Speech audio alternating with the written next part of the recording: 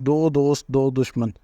گھنے جنگل میں ایک دلدل کے قریب برسوں سے ایک چوہا اور ایک مینڈک رہتے تھے۔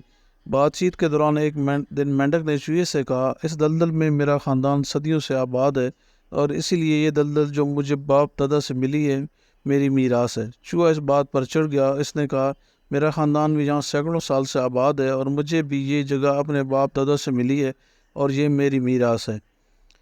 یہ سن کر مینڈک غصے میں آ گیا اور تو میں شروع ہو گئی۔ بات اتنی بڑی کہ ان دونوں کی دوستی میں فرق آ گیا اور دونوں نے ایک دوسرے سے بولنا چھوڑ دیا۔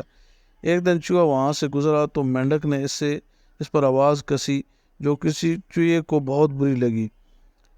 اس کے بعد چوہے نے یہ کیا کہ وہ گھاس میں چھپ کر بیٹھ جاتا اور جب مینڈک وہاں سے گزرتا تو اس پر حملہ کر دیتا۔ مرد ہے تو سامنے میدان میں آتا کہ کھل کر مقابلہ ہو اور تجھے میری قوت کا پتہ چلے۔ چوہے نے یہ بات قبول کر لی اور دوسرے دن صبح ہی مقابلے کا وقت مقرر ہوا۔ مقررہ وقت پر ایک دوسرے سے چوہا نکلا اور اس ہاتھ میں ترسل کے پودے کا ایک لمبا تنکا تھا اور دوسری طرف مینڈک آگے بڑھا، اس کے ہاتھ میں بھی ایسا ہی تنکا تھا۔